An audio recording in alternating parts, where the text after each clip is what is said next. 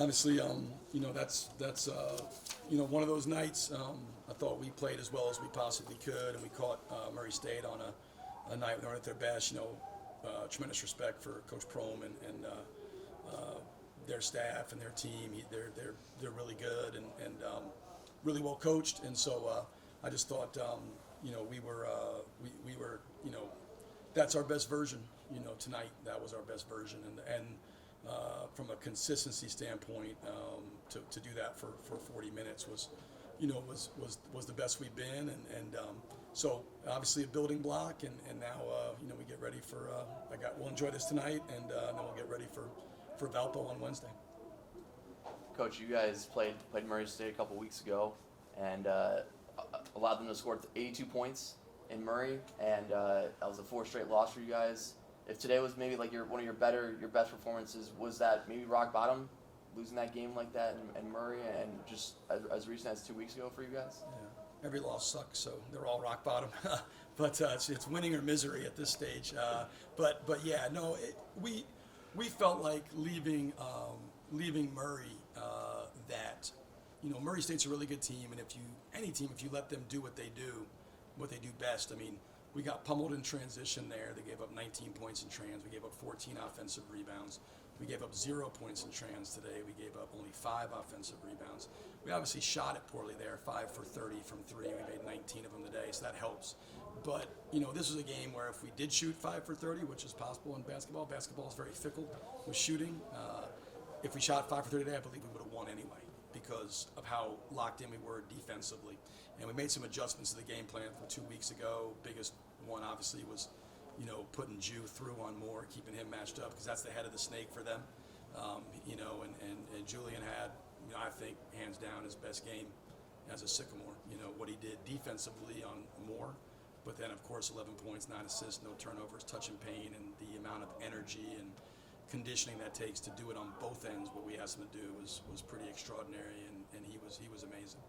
Would you say that a game like this sends a statement to the league when you guys can kind of the way you guys played initially? You get up 20, and then it's you guys are cruising by getting to the basket, moving the ball, and then as the second half unfolds, it just kind of gets out of hand. And you start hitting threes, and that ultimately wasn't what got you there, but that ends up kind of salting away the win for you guys. Yeah, I mean it's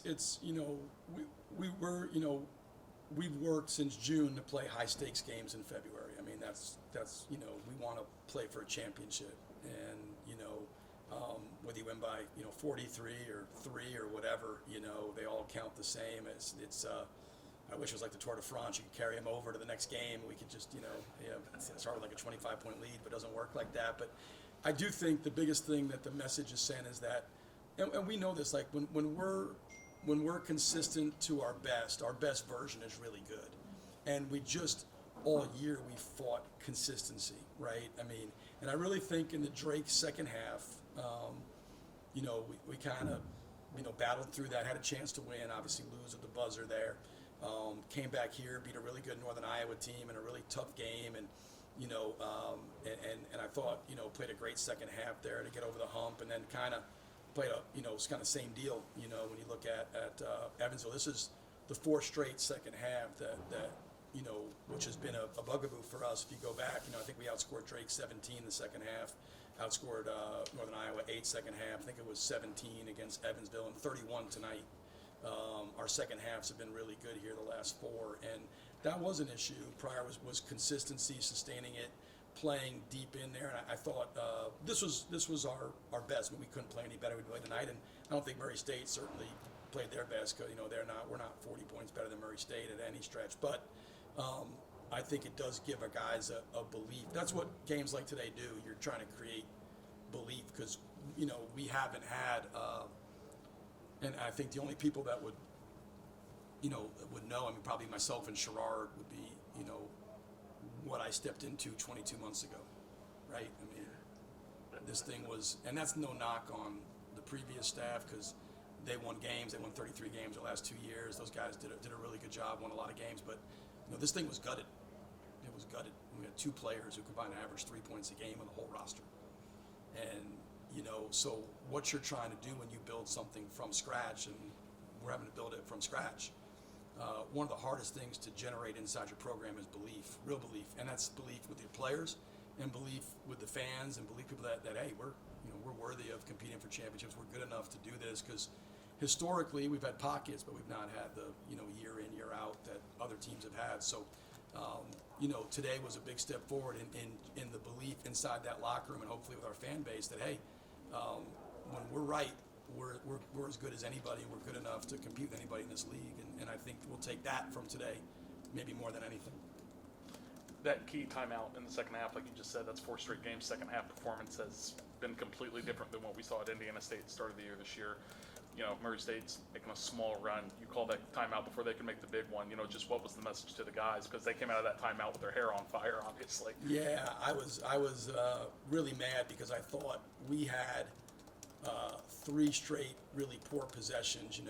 We it's like we got up 19 and all of a sudden, Coop brought out the N1 mixtape. He was crossing people doing, I don't know what he was doing, and he gets a jump ball. Voss takes a horrible shot.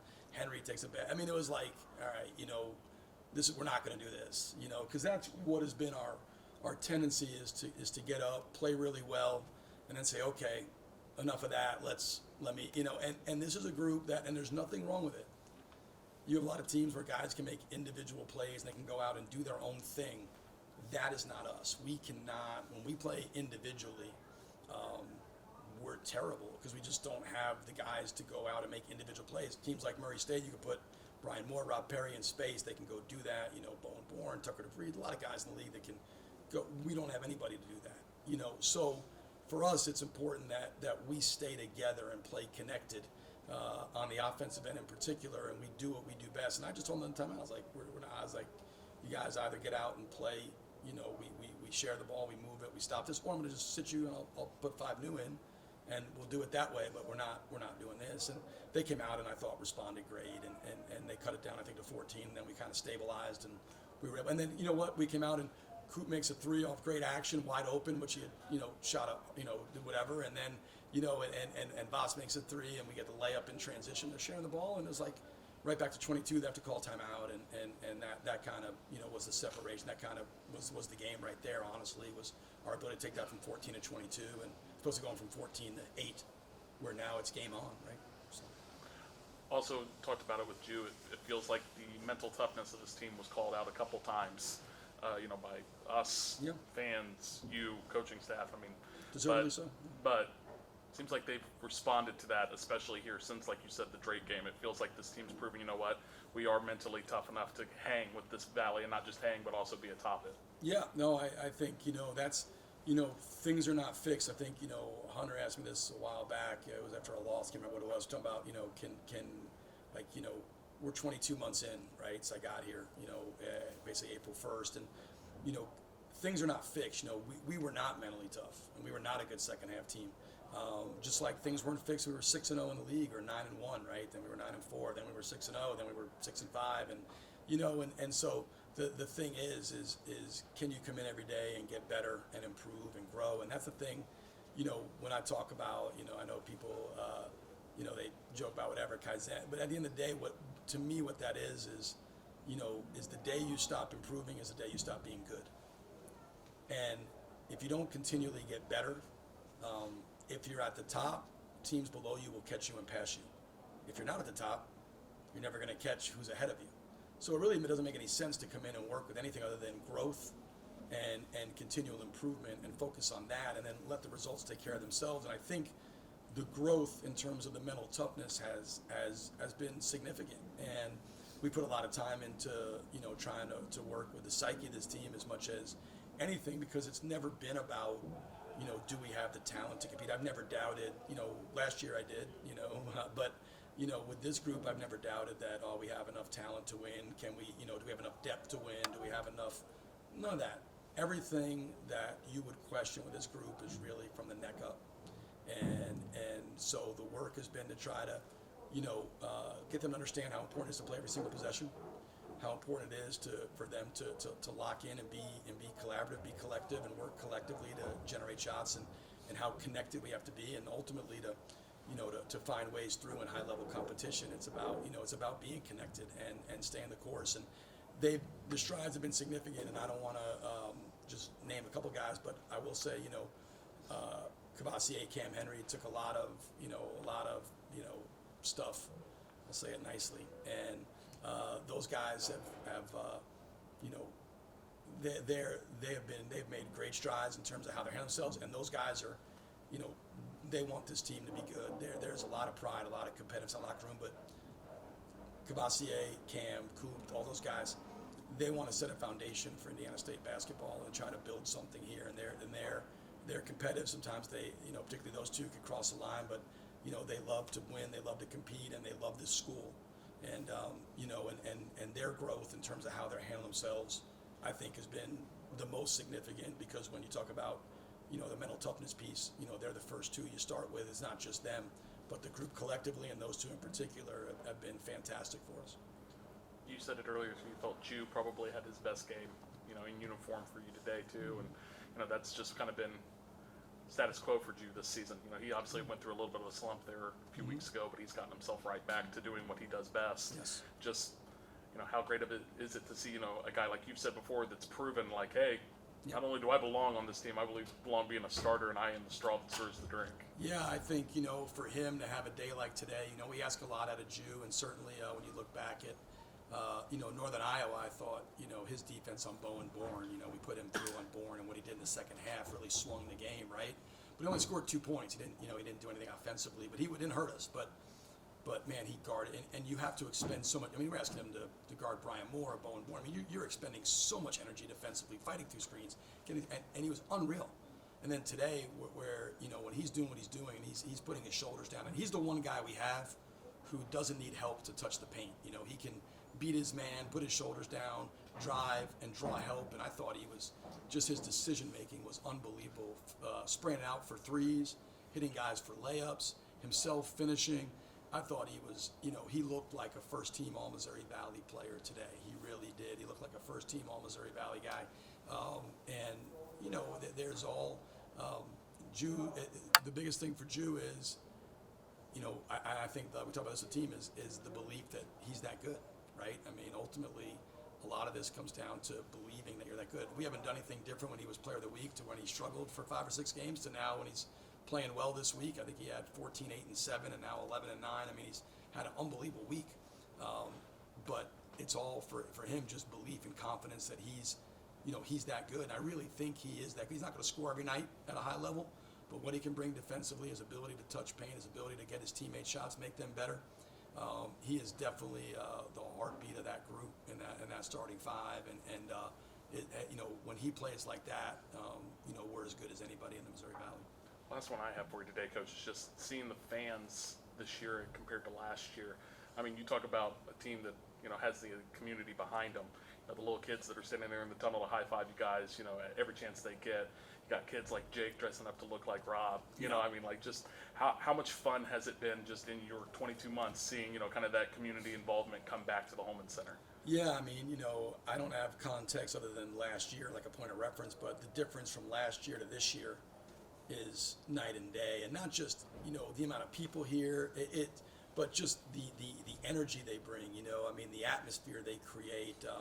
Our guys really feed off that energy. Some teams, every team is different, but our guys really, the energy that crowd brings. Northern Iowa, they willed us there. Drake early in the year, they willed us there. Today, we were making that run. They were just, it was loud in there, and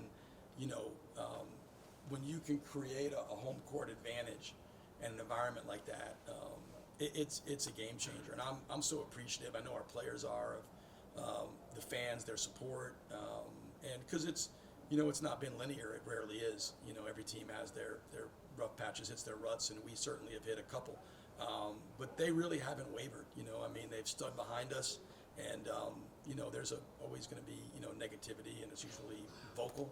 But the majority of people have been so supportive, so positive, and most importantly, they've come out here, and not just but not behind the scenes, but in the Holman Center. And the energy they bring and the atmosphere they create has given us a legitimate home court advantage. And we have 3 more of these in February. And, we got to take care of business. But what they're doing to help us do that is really important. And if we're going to get over the hump here and have a chance to do something special, they're going to be a huge part of it. Our fans and the community that's coming out and behind us. Coach, you guys, your starters really played together today. You touched on how Julian is kind of a catalyst for that, kind of a byproduct of that is people are playing together better. You guys have gotten lifts off the bench, but what did it mean to have so much balance today from your starters? That's the best I've seen those 5 play together since I've been here. What do you see from just overall all 5 of them? Yeah, I thought, just you had a number of guys have really good days. I thought Cam Henry was terrific. I thought Voss, obviously, his shot making second half, he had some tough ones. Ones that are not good shots, but you're going 5 for 10. They're all good shots. You're not going to say anything.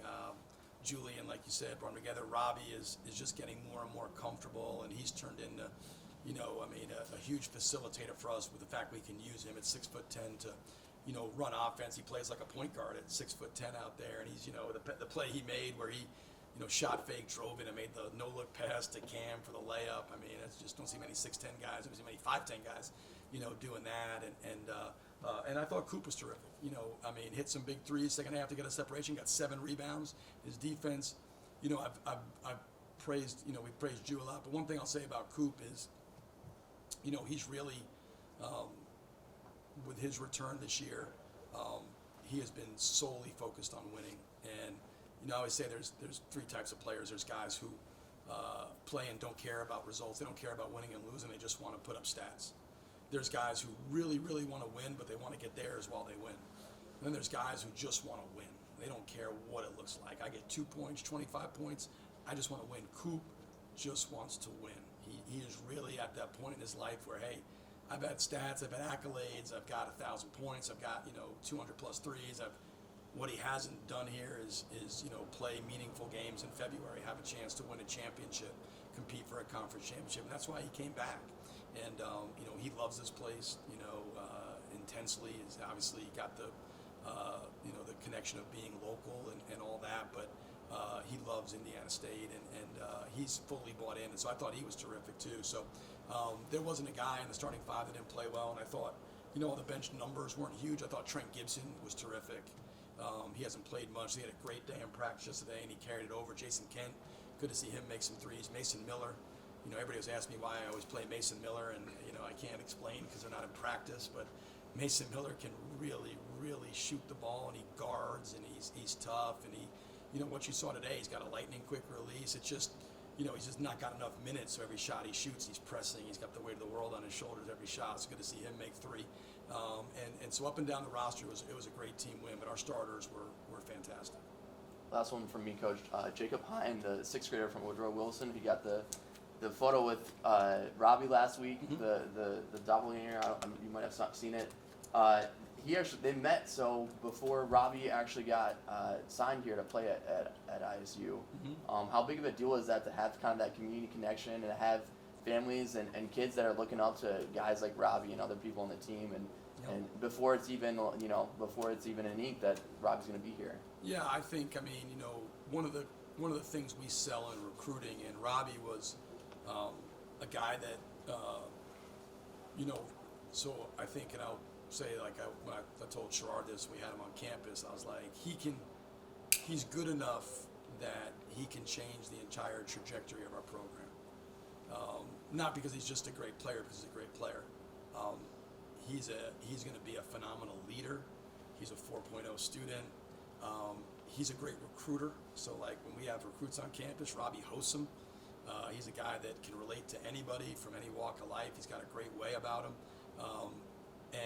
And when we got him to campus, I think one of the big sells, we were competing against Northern Iowa came down to, and they're obviously a program for us that's aspirational. What Coach Jacobson's done there, what they've built in Cedar Falls, the way they're year in year out competing for championships. And I hadn't coached a game here yet when Robbie visited. I had yet to coach a single game at Indiana State, and we're selling them on. Zach Bovares, my assistant time, did an unbelievable job. We're selling them. We get them to campus, and I think the community and the way people responded, they saw us out. I think that was a huge reason into why he, came here. I really do, and it's something we talk about. That's what makes Indiana State special.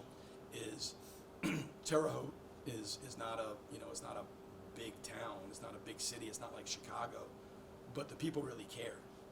And I wouldn't trade it to be in Chicago because you have people that genuinely care. They're authentic. I think I'm talking about this, it's a blue collar town. It's a place where, everybody here has earned what they've gotten. Nobody expects handouts. They want a team that embodies what this town's about, that's going to work and do it. And the way they care about Sycamore basketball, the way they treat our players, the way the platform our guys have as Indiana State basketball players is as good as anywhere. And Robbie saw that on his visit. And ultimately, I think that was, because there was nothing else. I mean, Northern Iowa's Northern Iowa. They're, like I said, they're for us an aspirational goal to build a program like that, what Coach Jacobson's built. But I think when it came down to it, Robbie wanted to be kind of a Pied Piper and kind of come here and create his own legacy at Indiana State and build something from scratch. That's what we talked about was, I finished when I talked to him up there. We had a chance to sell him, and my closing line to him was, you don't look like a player. I don't look like a coach. Let's go see what we can do together in Terre Haute and connect and make it happen. And he definitely does not look like a basketball player. I definitely do not look like a basketball coach.